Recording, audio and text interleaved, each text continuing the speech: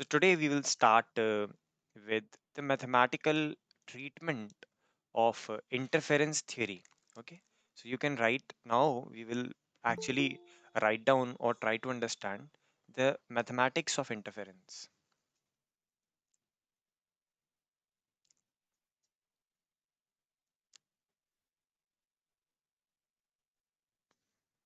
People also call it as theory of interference या theory of interference phenomena. तो जैसा कि कल आपको एक डेफिनेशन दी थी इंटरफेरेंस की और साथ ही ये भी बताया था कि इंटरफेरेंस की फ्रिंजेस को देखने के लिए ऑब्जर्व करने के लिए हमारे पास तीन कंडीशंस होती हैं। उन कंडीशंस में जो सबसे पहली कंडीशन थी वो थी कि अ, आप लोगों को सस्टेन्ड इंटरफेरेंस देखना है तो क्या कंडीशन होनी चाहिए। दूसरी कंडीशन की अगर मैं गुड कॉन्ट्रास्ट देखना चाहता हूँ तो क्या कंडीशन होनी चाहिए। और तीसरी कंडीशन जो थी कि ऑब्जर्वेबल फ्रिंजेस दिखेंगी कैसे। तो वो सब हमने कल कर लिया था। आज जो है हम थोड़ा एक स्टेप आगे बढ़ के एक थ्योरी बनाने की कोशिश करते हैं कि कैसे अ, इस इंटरफेरेंस फिनोमेना को समझा जाए। तो देखिए, for example, you have you have a pair of coherent sources. You have a pair of coherent sources. Let me call these sources as S1 and S2. Okay. Let me call these sources as S1 and S2. These are two coherent sources. और आप कह सकते हैं कि ये coherent sources हैं आपके पास, वो किसी एक सिंगल सोर्स S से आई होंगी। मैं आपको बताऊंगा आगे चल के, ये प्रूव करूंगा कि कोई भी दो इंडिपेंडेंट सोर्सेस कभी भी कोहेरेंट नहीं हो सकती। तो अगर आपको कोहेरेंट सोर्स बनानी है, यानी ऐसी सोर्सेस बनानी है जिन दोनों के बीच का फेज डिफरेंस हमेशा कांस्टेंट रहे, उसे बोलते हैं कोहेरेंट सोर्स। अब दो तरीके के कोहेरेंस की डेफिनेशन जैसे स्पेशियल और टेम्पोरल कल बताई थी आपको। हमें दो कोहेरेंट सोर्सेस मिल गई, अब चाहे वो किसी भी एक सोर्स या सिंगल सोर्स एस की वजह से मिली। Okay, but we have now two coherent sources S1 and S2। Fine. और इन कोहेरेंट सोर्सेस S1 और S2 की वजह से these are sources of wave. S1 is a source of wave, S2 is a source of wave. तो यहां से एक wave उत्पन्न हो रही है और इसमें एक वेव उत्पन्न हो रही है। मान लीजिए ये दोनों वेव जो है, किसी का माइक्रोफोन ऑन है, प्लीज ऑफ करो। इट इज प्रखर सिंह।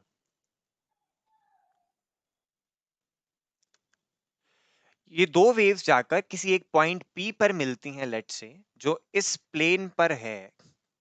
और इस प्लेन की दूरी अगर आप देखें तो इस प्लेन की दूरी इन दोनों सोर्सेस के बराबर दूरी पे, ये दोनों सोर्सेस जो हैं इस प्लेन से बराबर दूरी पर हैं। अगर मैं S1 का इस प्लेन से डिस्टेंस देखूं या S2 का इस प्लेन से डिस्टेंस देखूं तो वो दोनों बराबर हैं। Fine. S1 is a source of wave, S2 is a source of wave, and at point P they are superimposing. They are superimposing. Fine. तो मान लीजिए मैं ये बोलता हूं कि at point P अगर मैं इफेक्ट S1 को रखूं और S2 को ऑफ कर दूं, मैं कहूं कि S2 was not there, तब जो मुझे वेव मिलेगी, let me call that as y1 is equals to y1 is equals to a1 sin omega t। y1 is equals to a1 sin omega t। Fine? अब क्योंकि मुझे fringes देखनी है और डार्क और ब्राइट फ्रिंजेस में फर्क भी करना है, तो I am going with a monochromatic light. Okay, monochromatic का मतलब कौन सी चीज सेम होगी? What would be same if I have two monochromatic sources? Y2 की फ्रीक्वेंसी Single सेम होगी। frequency. या तो Frequency. तो Y2 में एम्पलीट्यूड फर्क हो सकता है, फ्रीक्वेंसी सेम होगी, बट मैं बोल रहा हूं now there is also a phase difference. There is also a phase difference. तो ना केवल एम्पलीट्यूड में डिफरेंस है, बल्कि S1 से उत्पन्न होने वाली वेव Y1 और S2 से उत्पन्न होने वाली वेव Y2 में एक कांस्टेंट फेज डिफरेंस भी है, which is delta.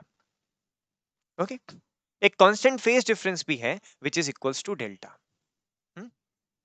Now what we have is to understand कि इस पॉइंट P पर जब ये दो वेव सुपरपोज या सुपर इम्पोज होंगी तब एक फाइनल वेव कैसी दिखेगी, what would be the effect of the superposition of these two disturbances. तो आपको क्या करना होगा, you will have to find out what is going to be y1 plus y2. y1 plus y2 find करना है, इसका मतलब I have to write it as a1 sin omega t plus a2 sin omega t plus delta. Fine. अब यहां तो ठीक है, मुझे ओमेगा टी दिख रहा है, ये ओमेगा टी प्लस डेल्टा है. हमारे ट्रिग्नोमेट्रिक आइडेंटिटी से साइन ए प्लस बी का फॉर्मूला जो होता है what it is, sine A cos B plus cos A sine B, उसे मैं अप्लाई करूंगा और नेक्स्ट स्टेप में लिखूंगा it is nothing but A one sine omega T, A one sine omega T plus A two. अब sine omega T plus delta को अगर मैं ओपन करूं तो ये हो जाएगा sign omega T cos delta plus cos omega T sine delta.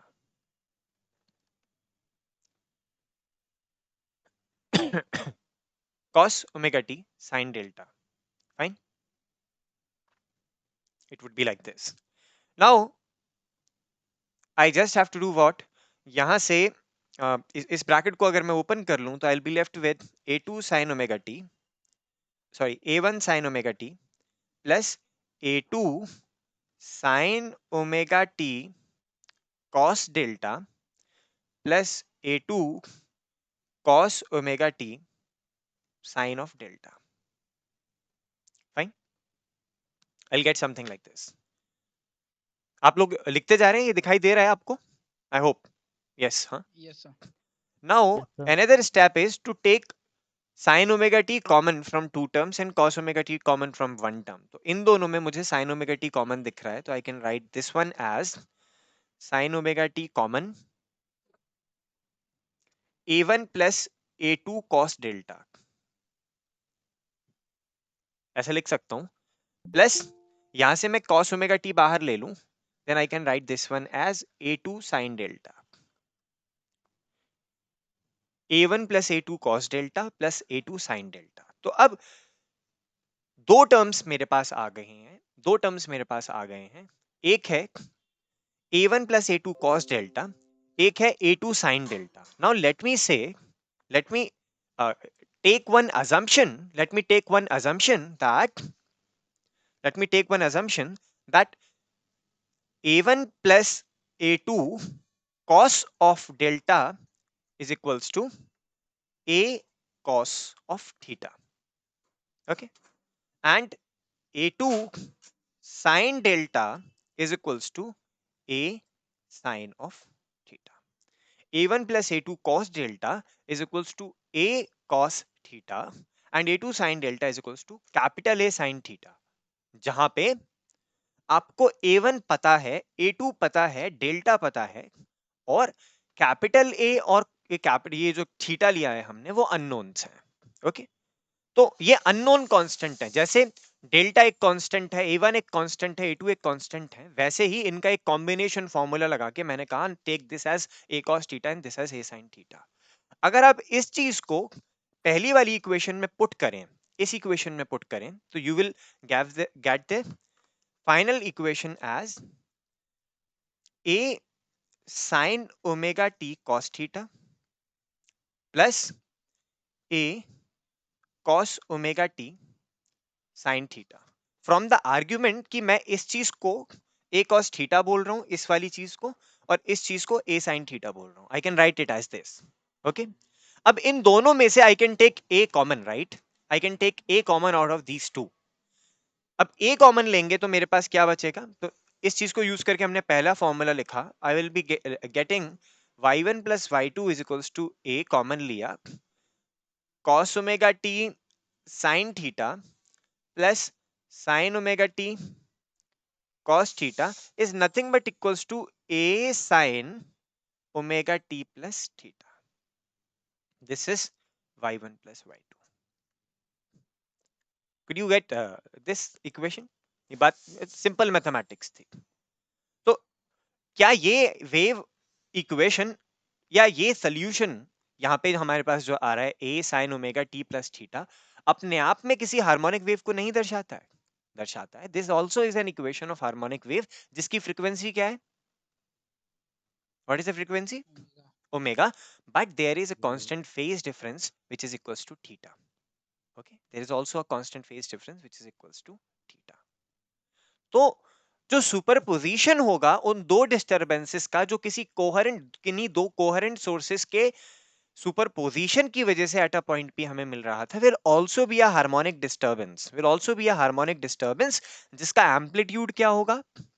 ए, जिसकी फ्रीक्वेंसी होगी ओमेगा और जिसमें फेज डिफरेंस हमें थीटा देखने को मिलेगा।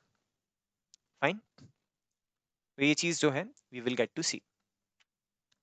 अब हमें ए पता करना है कि ए क्या होगा, या आप कहें कि you want to find out कि भाई एम्पलीट्यूड बताओ तो है कि इनके रिस्पेक्ट में क्या है। तो एक एक चीज दिख रही है। आप इस इक्वेशन को लीजिए, इसका स्क्वायर कीजिए, इस इक्वेशन को लीजिए, इसका स्क्वायर कीजिए। Let me call this as equation 1, this as equation 2। इन दोनों का स्क्वायर कर दीजिए। तो इन दोनों का स्क्वायर करने के बाद आपको मिलेगा A square cos square theta which will be equals to, बताएं, A square cos square theta किसके बराबर हो जाएगा? A one square plus A two square cos square delta plus two A one A two cos delta के बराबर। Fine, A one square plus A two square cos delta plus two A one A two cos delta के बराबर। और दूसरा, अगर मैं दूसरी equation का स्क्वायर लूंगा, ये हो जाएगा A square sine square theta, this will be equals to A T square sine square delta. ठीक, इन दोनों को ऐड कर दीजिए। ऐड करने से आपके पास क्या बचेगा? You will have a square cos square theta plus sign square theta, you will have that cos square theta plus sign square theta. और यहां से अगर मैं देखूं, मेरे पास एक टर्म आएगा ए वन स्क्वायर, दूसरा टर्म आएगा ए टू स्क्वायर और तीसरा टर्म आएगा टू ए वन ए टू कॉस डेल्टा। ये ए टू स्क्वायर कैसे आ गया भाई? यहाँ तो कॉस स्क्वायर साइन स्क्वायर था, वही मैंने आर्ग्यूमेंट लगाया, cos square x plus sine square x 1 के बराबर होता है, तो वो तो यहाँ पे भी लगना चाहिए। So my amplitude square will be equals to what? My a square is equals to a1 square plus a2 square plus 2 a1 a2 cos delta. Fine, तो अभी तक दो चीजें समझ में आई। पहली कि रिजल्टेंट का, जब आप रिजल्टेंट देखेंगे, ये जो रिजल्टेंट देखेंगे, इस रिजल्टेंट की वजह से जो disturbance at a point P देखने को मिलेगा, it also will be of the form of a harmonic wave. दूसरी चीज जो देखी वो ये देखी, the amplitude of the final harmonic wave का स्क्वायर देखिए, ये a is the amplitude of the final harmonic wave, इसका square is equals to amplitude of first wave का square, amplitude of second wave का square plus something. This is strange. Okay, तो you are giving amplitude a one square a two square, दोनों को जोड़ रहे हैं तो हम देख रहे हैं कि फाइनल का एम्पलीट्यूड प्लस एक टर्म और आ रहा है। It is not just A one square plus A two square, but एक टर्म और आ रहा है। And what is the culprit की ये टर्म आ रहा है हमारे पास? What is the culprit? Superposition. Superposition में ये जो कॉस डेल्टा टर्म आया है, इसके पीछे की वजह है we have a phase difference. Okay, खैर, we will try to understand that in somewhat different fashion later on, but अभी एक और चीज आप लिखिए, क्योंकि किसी भी वेव में एम्पलीट्यूड स्क्वायर एंड इंटेंसिटी के प्रोपोर्शनल होता है। तो अगर मान लीजिए, आप लोग सुन रहे हैं ना, you are all very silent, am I audible? Yes, sir. Yes, sir. Okay, yes Yes, sir. sir. अगर कहीं आपको कुछ डाउट या क्वेरी लगे तो पूछ लीजिएगा। When you are silent I become very conscious कि ऐसा तो नहीं है इंटरनेट वीक है या आप लोग सुन नहीं पा रहे। No worries. एम्पलीट्यूड का स्क्वायर इंटेंसिटी के बराबर भी लिखा जा सकता है, ठीक है? हालांकि प्रोपोर्शनल होता है, लेकिन हम बराबर भी लिख सकते हैं उस प्रोपोर्शनैलिटी कांस्टेंट को अभी मान लें तो वी कैन राइट कि amplitude square is equals to intensity. तो ये मैं बोल सकता हूं, this is equals to final intensity is equals to intensity of first wave plus intensity of second wave plus twice of under root of geometric mean of intensity of first and second cos delta, where delta is the phase difference between the two. तो मेरे पास एक torch है intensity I1 की, दूसरी torch है intensity I2 की, और उन दोनों के बीच में इंटरफेरेंस वाली कल जो कंडीशंस पड़ी थी वो सेटिस्फाई हो रही हैं। तो फाइनल उनके सुपरपोजिशन की वजह से जो मुझे पैटर्न दिखाई देगा लाइट का, it will not be I1 plus I2, it will be I1 plus I2 plus something. Under certain conditions it will B only I1 plus I2, जब किसी वजह से ये कॉस डेल्टा जो है जीरो के बराबर हो जाए। But I am looking at it that in general मैं देख रहा हूं, then it depends on cos delta. Okay, it depends on cos delta. तो अब यही चीज समझी जाए, यही चीज सोची जाए। तो Sachin Rathore, yes you have raised hand, your question. If you don't mind, sir, please summarize the first page. हाँ, don't worry, like this one. Yes, sir. Okay, no problem. See, मेरे पास दो सोर्सेस हैं और कोहेरेंट हैं और मोनोक्रोमैटिक भी हैं। मोनोक्रोमैटिक का मतलब दोनों ओमेगा फ्रीक्वेंसी की होंगी, कोहेरेंट का मतलब ये डेल्टा कांस्टेंट है, हमेशा कांस्टेंट है। अगर ये कांस्टेंट नहीं रहेगा, यानी फेज डिफरेंस कांस्टेंट नहीं है, तो सोर्सेस कोहेरेंट नहीं कहलाएंगे, इनकोहेरेंट हो जाएंगे।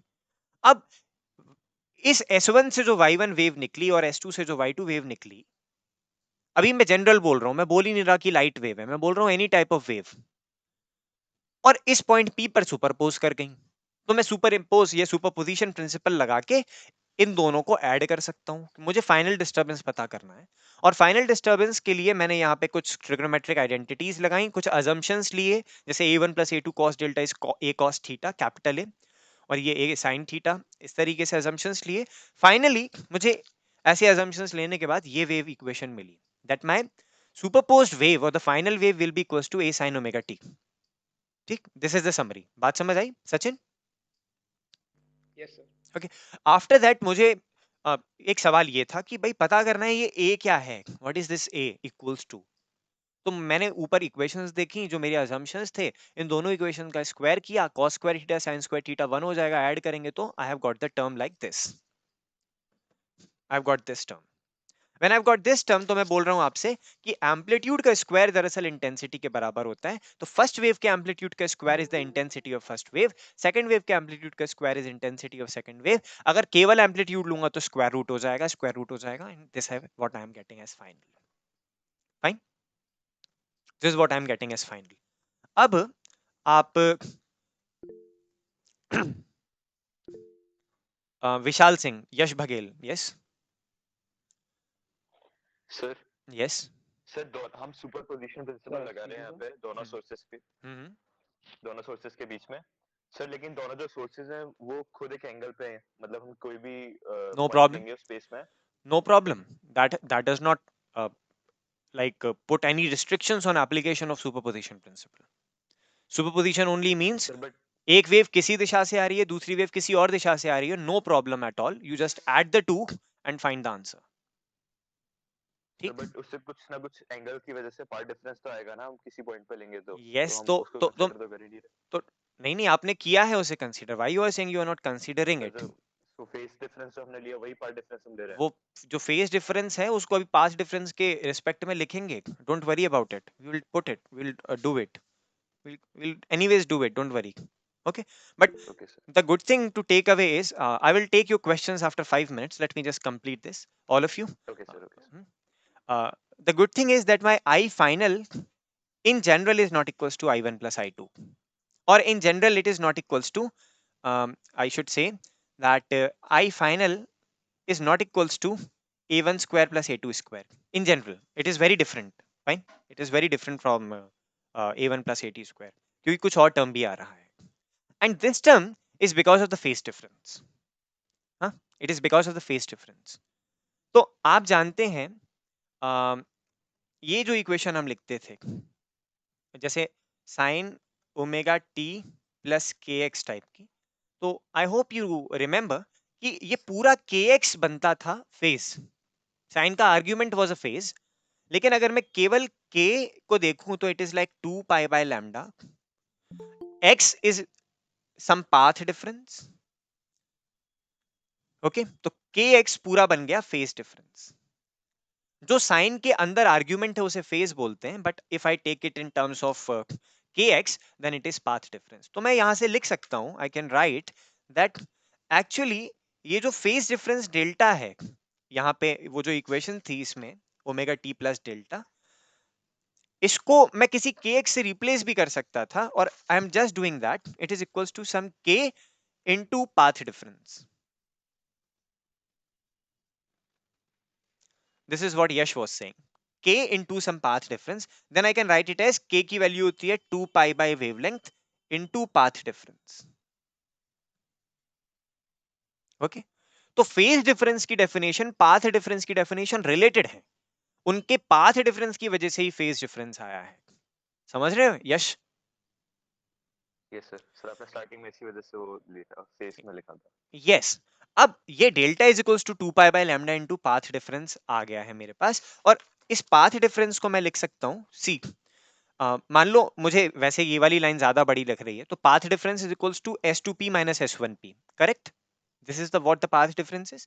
यहां से यहां तक की दूरी और यहां से यहां तक की दूरी. तो I can then simply write that delta is equals to 2 pi by lambda into S2P minus S1P. Okay, 2 pi by lambda into S2P minus S1P, the path difference. This is the path difference. Fine. अब कुछ conditions लगाते हैं इस पर, इस equation पे, या आप कहें इस इक्वेशन पे. तो cos डेल्टा की मैक्सिमम वैल्यू क्या हो सकती है? पूरी maximum value of 1, positive 1, positive 1. तो IF की जो मैक्सिमम वैल्यू होगी, it will be equals to I1 plus I2 plus 2 under root of I1 I2. और cos डेल्टा जो है वो 1 ले लिया, पॉजिटिव का 1. यानी I1 plus I2 plus twice of the geometric mean of I1 and I2. I am saying that this is case 1 when I have cos delta equals to positive of 1. Then cos delta equals to positive of 1, so delta has to be some multiple of 2n pi. Okay, 2 pi का कुछ multiple होना चाहिए उसे. ठीक, where I can have this n starting from 0 1 2 3 like this. Okay, तो even multiple of पाई मिल जाए. आप जानते हैं कि कॉस 0 की वैल्यू 1 होती है, फिर कॉस 2 पाई की वैल्यू 1 होती है, फिर कॉस ऑड नहीं, इवन मल्टीपल ऑफ पाई मिल जाए तो हमारा काम हो जाएगा. और 2n का मतलब ही है कि I am saying even multiple of pi, where I can have n equals to 0 1 2. तो if my delta is equals to 0 2 pi 4 pi 6 pi like this, तब मुझे जो इंटेंसिटी मिलेगी फाइनल वाली, it will be I1 plus I2 plus twice of under root of I1 I2. Okay, it will be equals to this. Fine. तो मैं बोल रहा हूं अब फेज डिफरेंस 2n पाई के बराबर है. I am saying that my phase difference is equals to 2n pi. तो इसको पाथ डिफरेंस के रिस्पेक्ट में कैसे लिखेंगे? कुछ लोगों ने अपने हैंड रेस किए हैं. अगर कुछ गलती दिख रही है तो बताओ, अदरवाइज हो सकता है आप जो सोच रहे हो वो आगे आ जाए. पाथ डिफरेंस, तो फेज डिफरेंस मेरा आया 2n पाई के बराबर, 2n पाई के बराबर. Okay, and this is equals to 2 pi by lambda times S2P minus S1P. 2 pi by lambda times S2P minus S1P. Fine. अब इसे मैं लिख सकता हूं, this is equals to 2n pi 2n pi lambda upon 2 pi is equals to S2P minus S1P. I can write it like this. ठीक है. अब यहां से हमारे पास क्या बचा? What we are left with then? This is n lambda. n lambda. n lambda. या इसको मैं बोल सकता हूं, it is something like twice of I can write it as n lambda by 2. या इसको मैं लिख सकता हूं 2n times lambda by 2, यानी even multiple of half wavelength. अगर मेरा जो पाथ डिफरेंस है वो even multiple of half wavelength का हो जाएगा, तो P पर मुझे I1 plus I2 plus 2I2 का अंडर रूट मिलेगा, यानी मैक्सिमम इंटेंसिटी देखने को मिलेगी.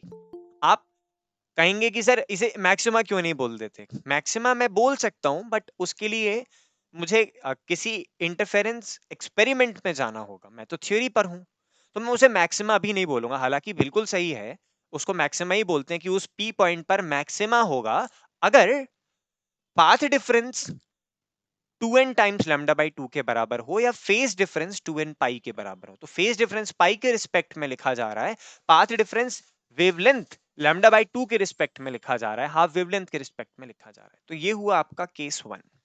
केस 1 में कोई प्रॉब्लम तो नहीं होगी when we are getting maximum intensity. Okay, any issues? Pratik Baghel, आपने हैंड रेज किया हुआ है, डू यू हैव क्वेश्चन बेटा? प्रतीक? Sir, yes, sir. Hmm, Sir, we have assumed the sir distance from S1 and S2 from the screen, sir, as same.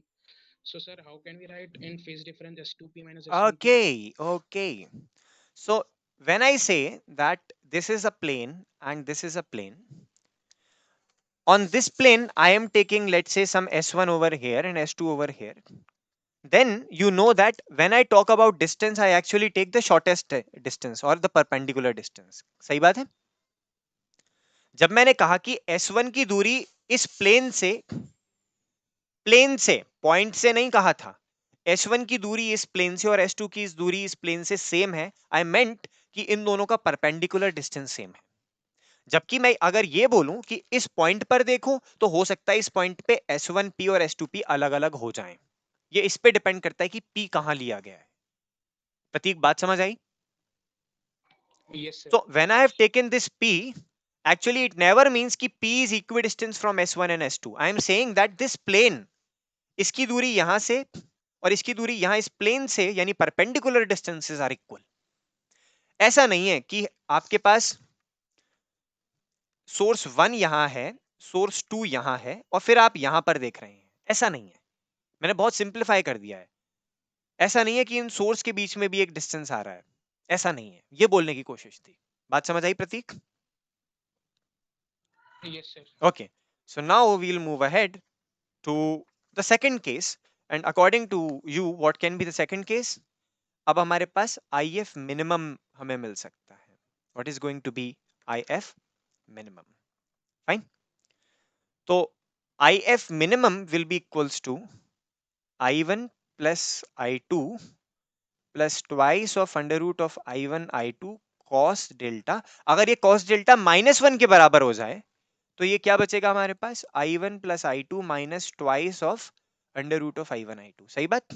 When I'm having cos delta equals to -1, तो case 2, when I have cos of delta equals to -1, और ये किन conditions में होता है? जब delta equals to और odd multiple of pi, odd odd multiple multiple of of pi. Pi. Odd का मतलब 2n plus 1 टाइम्स पाई। n जीरो कर लो तो बचेगा पाई, 2 कर लो तो बचेगा 1 कर लिया तो बचेगा 3 पाई, फिर 5 पाई। अगर ऐसे मिले आपको फेज डिफरेंस तब आपको इंटेंसिटी मिनिमम मिलेगी। और अगर फेज डिफरेंस को पाथ डिफरेंस के रिस्पेक्ट में देखना है तो you know that actually delta, which is now equals to, I am taking 2n plus 1 into pi, it has to be equals to 2 pi by lambda, 2 pi by lambda, is equals to 2 pi by lambda times S2p minus S1p, which is the path difference। तो अब यहां से देखें कि path difference in terms of phase difference क्या होगा, तो it will become, pi से pi cancel होता दिख रहा है, lambda by 2 times 2n plus 1, that's it। तो जब मेरे पास पाथ डिफरेंस लैम्डा बाई 2 का ऑड मल्टीपल है, यानी lambda by 2, 3 lambda by 2, 5 lambda by 2, तब मेरे पास जो इंटेंसिटी होगी, फाइनल इंटेंसिटी, वो मिनिमम वाली दिखेगी। ठीक, इसको मैं ऐसे भी लिख सकता हूं। क्या आप इसको a1 और a2 से रिप्लेस करके बताएंगे what the final will be? It will B a1 square plus a2 square minus 2a1 a2। Fine. हाँ प्रवीण, अपना माइक बंद कर लीजिए प्लीज, कोई स्ट्रीट वेंडर की आवाज आ रही है। ठीक है, तो now I can put write this as a1 minus a2 का होल स्क्वायर। ठीक है, a1 माइनस a2 का होल स्क्वायर लिख सकते हैं इसे। ऐसे ही यहां पर इसको कैसे लिख सकते थे जब दूसरा केस था, मैक्सिमम मिल रहा था? a1 square plus a2 square plus 2a1 a2, या मैं इसको लिख सकता था a1 प्लस a2 का होल स्क्वायर। फाइन। तो ये दो कंडीशंस आपने देखी, एक है मैक्सिमा की कंडीशन, एक है मिनिमा की कंडीशन, और बाकी अदर केसेस में देख रहे हैं तो ये a1 plus a2 square plus something आ रहा है, which will depend on your difference और फेज डिफरेंस। फाइन। अब अगर कोई आपसे पूछे कि भाई एवरेज इंटेंसिटी क्या होगी, हमने मैक्सिमम इंटेंसिटी निकाल ली, हमने मिनिमम इंटेंसिटी निकाल ली, लेकिन ये एक्स्ट्रा आई कहां से? ये जो आप बोलेंगे ना भाई intensity comes from power anyways, but ये जो एक्स्ट्रा आ रहा है हमारे पास, from where it is coming? ये जो 2 under root delta I under root of i1 plus i2 आ रहा है, from where has it come? Extra आया कहां से? ये तो कंजर्व होना चाहिए था। भाई intensity is proportional to energy, या मैं कहूं कि energy is proportional to intensity, तो यहां तो हमने दी एनर्जी E1 प्लस E2 और हमारे पास E1 प्लस E2 से ज्यादा आ रही है, ये तो गड़बड़ हो गई। गड़बड़ वगैरह कुछ नहीं हुई है, ये पैटर्न का अगर आप एवरेज निकालेंगे तो आपको सारी चीजें क्लियर हो जाएंगी। तो अब एक हेडिंग डाल लीजिए, average intensity and energy distribution. Energy का भी तो ध्यान रखना है। मैंने तो बोल दिया इंटेंसिटी I1 दी, I2 दी, और फाइनल में ज्यादा मिल रही है। आप कहेंगे ये क्या हो गया, what happened to a conservation principle of energy? वो तो लगाना ही पड़ेगा। तो अब देखते हैं कि एवरेज इंटेंसिटी क्या होगी। तो हेडिंग डाल लीजिए, एवरेज इंटेंसिटी।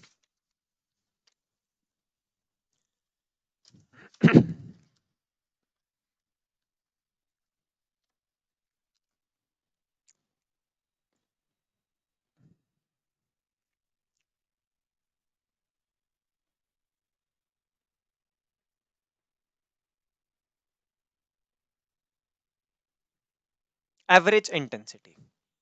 अब क्योंकि हमारी जो इंटेंसिटी थी वो कुछ कांस्टेंट पे डिपेंड कर रही थी और एक वेरिएबल था, जो आपने फाइनल इंटेंसिटी की इक्वेशन निकाली थी, which was equals to I1 plus I2 plus 2 under root I1 I2 into cos delta. इनमें I1 और I2 थे कांस्टेंट और डेल्टा था वेरिएबल। सही। तो आप हमेशा एवरेज एक वेरिएबल के रिस्पेक्ट में निकालते हैं, और शायद आपको ध्यान हो कि एवरेज निकालने का तरीका होता है, you can write that my average intensity is equals to, पूरे फेज पर इंटेंसिटी निकाल लो, फेज 0 से 2 पाई तक जा सकता है, आई फाइनल की वैल्यू या I D of delta, delta जो है 0 से 2 पाई वैरी कर रहा हूं मैं, डिवाइडेड बाय पूरा का पूरा variable d delta. That's how we define average of anything. जो चीज के साथ फंक्शन वेरी कर रहा है उसका साथ उसका उसके रिस्पेक्ट में इंटीग्रेशन लीजिए, और फिर उस अकेले वेरिएबल का इंटीग्रेशन लीजिए और रेंज सेम रखिए, you will get the average. ये मेन फॉर्मूला होता है किसी भी चीज का एवरेज निकालने का, थ्रू इंटीग्रेशन। फाइन। तो are you fine with this formula? No doubt in it? Because हमारे इंटेंसिटी डिस्ट्रीब्यूशन में वेरिएबल केवल डेल्टा था, यहां देखें इसमें वेरिएबल केवल डेल्टा था, इसलिए इस डेल्टा के रिस्पेक्ट में इंटीग्रेट किया जाएगा, एंड दैट्स इट। अब फाइनल फॉर्मूला आप इसमें इन्फ्यूज कर सकते हैं, लगा सकते हैं, इट इज 0 से 2 पाई, you can write a1 square plus a2 square plus twice of a1 a2 cos delta d delta, delta के रिस्पेक्ट में इंटीग्रेट किया जाए, डिवाइडेड बाय 0 से 2 पाई d डेल्टा। ठीक है। Can anyone help me in integrating it? तो देखो ये तो कांस्टेंट है। हाँ बताएं बताएं। सर डी डेल्टा का डिवाइड क्यों किया है इसमें? बेटा एवरेज निकालने के लिए, जैसे आपके पास मान लो 50 क्वांटिटीज हैं या 50 अलग अलग नंबर्स हैं, एक एक है, दो है, तीन है, लेकिन वो 50 है, उनका एवरेज निकालने के लिए टोटल नंबर से डिवाइड भी तो देते हैं। वही ये बता रहा है कि ये टोटल जो हमारा वेरिएबल है वो इतने हैं, उससे डिवाइड भी देना होता है, एवरेज निकालने के लिए करना होता है। ये होगी टोटल और ये होगा total divided by the number of variables. तो ऐसे करना ही होता है, this is that's how you define average. Otherwise average नहीं कहलाता, टोटल कहलाता। सचिन यस। सर अगर हमारा जो इंटेंसिटी का इक्वेशन था वो डेल पे डिपेंड नहीं करता तो तो जरूरत ही नहीं हमें पड़ती, वो केवल I1 प्लस I2 बाई 2 कर देते आप।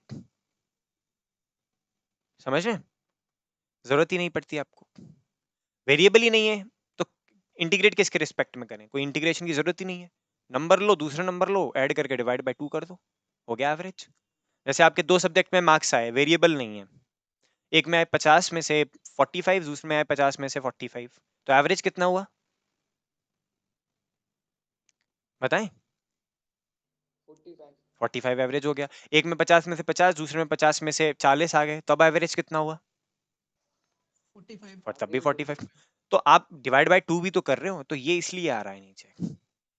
खैर, अब आप इस सिंपल इंटीग्रेशन को थोड़ा सा सॉल्व करें तो इसको सॉल्व करेंगे जब आप, तो आपको कुछ ऐसी चीजें दिखाई देंगी। इंटीग्रेशन है तो इसको मैं ब्रेक कर सकता हूं। I can write this one as 0 से 2 pi a1 square d delta plus 0 से 2 pi a2 square d delta plus 0 से 2 pi 2 a1 a2 cos delta d delta divided by 0 से 2 पाई डी डेल्टा। फाइन। अब जहां से मैं देख रहा हूं, क्योंकि a1 और a2 कांस्टेंट हैं, तो मैं इसको ऐसे लिख सकता हूं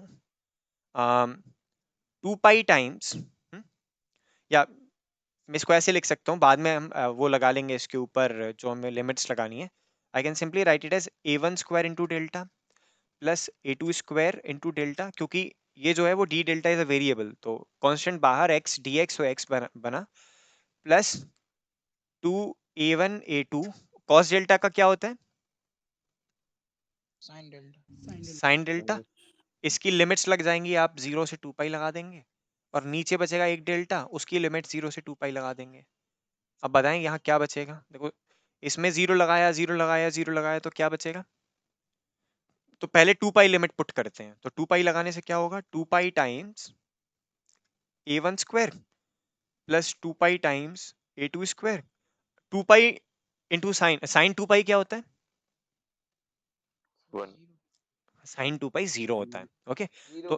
तो प्लस Okay. 0 डिवाइडेड बाय 2 पाई, और ऊपर ही इसमें मैं माइनस भी लगा दूं, ये इतना हो गया, प्लस माइनस 0 वाला भी करना है, तो it would be like delta into 0 plus 0, और साइन 0 क्या होता है? 0। तो ये हो गया मेरे पास। 2 पाई कॉमन ले लो इसमें से, ये हो जाएगा a1 square plus a2 square, और डिवाइड में 2 पाई, 2 पाई से 2 पाई कैंसिल। तो एवरेज इंटेंसिटी कितनी आ रही है आपके पास? I1 plus I2। I1 plus I2, that's it. तो जो आप एवरेज देखेंगे एक जगह पे, वो तो सम के ही बराबर होगा, नियरली I1 प्लस I2 के, लेकिन अगर आप फेज डिफरेंस के साथ देखेंगे तब दिखाई देंगी आपको ये फ्रिंजेस। ठीक है, तो इसमें घबराने की बात नहीं है कि भाई हमारे principle of conservation of energy का क्या हुआ, that is not an issue. अब अगर आप प्लॉट करें, फॉर एग्जांपल डेल्टा के रिस्पेक्ट में प्लॉट करें, तो ये एक्स एक्सिस पे आपके पास मान लीजिए डेल्टा आ रहा है, this is how our delta is varying. ठीक है, तो हमारे पास होगा 0, फिर पाई, फिर 2 पाई, फिर 3 पाई, फिर 4 pi, it will be like this. फिर यहां से देखेंगे माइनस पाई, माइनस 2 पाई, फिर minus 3 pi, minus 4 pi, it would be like this. तो हमें क्या दिखेगा? That we will have bounded boundaries. जो इंटेंसिटी का डिस्ट्रीब्यूशन होगा, it would be something like this. Sine type का था, हमने देखा, it would be something like this. Cos delta पे डिपेंड कर रहा है।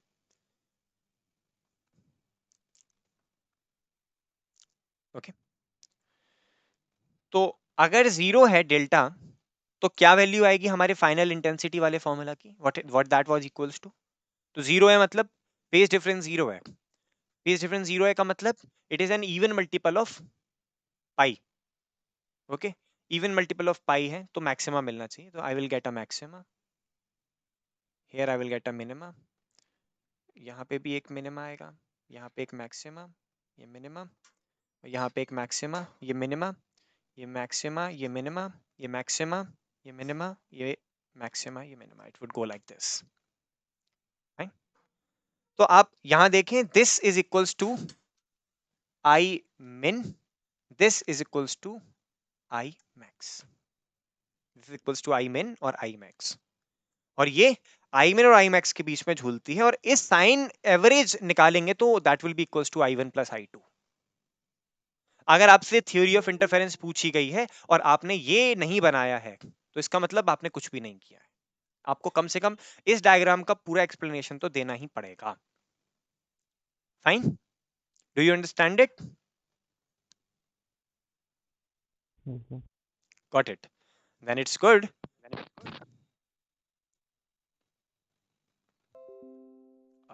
Yeah.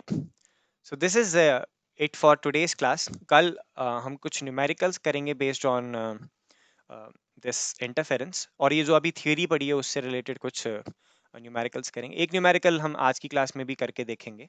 But tell me what will happen if I1 equals to I2, or I would say the amplitudes are same for the two waves. Then what will happen? If the amplitudes are same, then ये I min किसके बराबर था? I2 minus I1 या I1 minus I2 के बराबर था. तो ये किसके इक्वल हो जाएगा अगर एम्पलीट्यूड सेम होंगे या इंटेंसिटी सेम होगी? तो I min will go to 0. 0. और 0 का मतलब है we will not see any effect of wave. अगर वो एक वाटर वेव थी तो मुझे लगेगा कि उस पर्टिकुलर पॉइंट P पर if there is a minima और there is the minimum intensity which is now equals to 0, I will not see any disturbance. अब क्योंकि ऐसी चीजें लाइट के फिनोमेना में भी देखी जाती हैं, I will not see any light. इसीलिए कहा गया था कल की क्लास में light plus light is equal to अंधेरा. And this comes from the concept of introducing coherence and phase difference. Fine. तो एक छोटा सा क्वेश्चन है. I am not giving this to you as sorry I am not giving this to you as homework like DHA, but आप इसे try कीजिएगा और इसका फोटो जो है मुझे खींचकर आप होमवर्क के फॉर्म में दे दीजिएगा. आई एम अगेन रिपीटिंग बेटा, if you are not at a quiet place please don't unmute your microphones unless you are at a quiet place. किसी का माइक ऑन है and I don't want to like उनको मैं नाम से नहीं बुलाना चाहता हूँ, बट प्लीज आप अगर किसी शांत जगह नहीं है तो माइक मत ऑन किया करो. क्वेश्चन है ये, prove that if beta is equals to prove that if beta is equals to I1 by I2, or I can say is equals to A1 square by A2 square. अगर beta is equals to A1 square by A2 square है यानी ratio of intensities है, ठीक है, then prove that Imax minus Imin upon Imax plus Imin. ये I1 I2 नहीं है, I maximum intensity minus minimum intensity. Maximum intensity plus minimum intensity will be equals to twice of under root of beta upon 1 plus under root of beta, where beta is ratio of intensities of the two wave. You can take this as a homework. थोड़ी सी mathematics है, सीटी के perspective से, end semester के perspective से एक अच्छा सवाल भी है ये. तो you please try that on pen and paper और इसका फोटो खींच के मुझे प्लीज भेज दीजिएगा. Mrityunjay Baghel, do you have a question? Yes sir. Yes please. Sir जो हमने आई एवरेज निकाला था वो I1 प्लस I2 था. यस. तो सर लेकिन जनरल लाइफ में एवरेज हम निकालते हैं किसी भी दो वैल्यू का तो वो इंडिविजुअल वैल्यू से कम आता है. इंडिविजुअल वैल्यू से कम जरूरी नहीं है बेटा. You never say that it is individual value से कम आता है. Average you are saying individual के सम से कम आता है, यही बोलना चाह रहे हो? जी सर. हाँ, तो you are very right, but यहां आप देखें कि एक्चुअली क्या हो रहा है. I have I1 plus I2 और जो मैं देख रहा हूं what I see is intensity more than I1 plus I2 and intensity less than I1 plus I2. Actually sum तो I1 प्लस I2 होना चाहिए अगर लिनियरिटी फॉलो करनी है तो, बट जो मैं देख रहा हूं वो मुझे मिलता है ब्राइट फ्रिंज और dark fringe. Uniform I1 plus I2 नहीं मिलता है. तो ये जो I1 प्लस I2 है ये एवरेज इस चीज की वजह से आया है कि आपके प्लस I1 प्लस I2 में कुछ जोड़ा गया और I1 प्लस I2 में कुछ माइनस किया गया. ठीक है, वो आपकी जो नॉर्मल लाइफ में x1 है और x2 है तो average x1 plus x2 by 2 हो गया, उससे अलग है. एक्चुअली यहाँ पे एवरेज जो लिया है हमने वो आप देखें, what was the maximum value of intensity? Tell me, speak it out, बोलो. जी सर. मैक्सिमम इंटेंसिटी की इक्वेशन क्या थी? It was I1 plus I2 plus 2 under root of I1 I2, correct? अब यस सर. इसमें मिनिमम वाली add कर दीजिए. Add it. जी सर. मिनिमम कितनी थी? I1 plus I2 minus 2 under root of I1 I2, correct? जी सर. अब I max और I min का सम ले लीजिए, that will be twice of I1 plus I2. Yes sir. अब डिवाइड बाय 2 भी करना पड़ेगा क्योंकि एवरेज ऑफ मैक्सिमम प्लस मिन ले रहे हैं। कितना बचा? I1 plus I2। I1 + I2। यहाँ से सोचो, ठीक है? तो सर ये यस सर। मैक्सिमम और मिनिमम क्या वेज है समझ नहीं आया Surendra, what you are asking? Sir? Then इसलिए सर इसे कह सकते हैं जैसे मैक्सिमम इंटेंसिटी और मिनिमम इंटेंसिटी का एवरेज। हाँ, ये बोल सकते हैं, यस। एक्चुअली वो नॉर्मलाइज एवरेज है, एवरेज यही मिलेगा हमें, तो ठीक है, मैक्सिमम और मिनिमम के बीच की जो लाइन है वही एवरेज कह सकते हैं, ठीक है? अब आप ये क्वेश्चन करके देखिएगा एज अ होमवर्क। जाने से पहले एक सवाल मृदुल का और ले लेते हैं। मृदुल प्लीज। हाँ, सर मतलब थ्योरी से रिलेटेड नहीं है, वैसे सेंड कहाँ करना है आपको क्वेश्चन सॉल्व करके? आपके पास मेरा व्हाट्सएप नंबर है? Yes sir. तो जैसे आप बाकी स्टूडेंट्स को डीएचएस शेयर करते हैं, वैसे मुझसे अपना क्वेश्चन का सोल्यूशन शेयर कर लेना कि सर ये देखो हमसे हो गया, we were able to do this.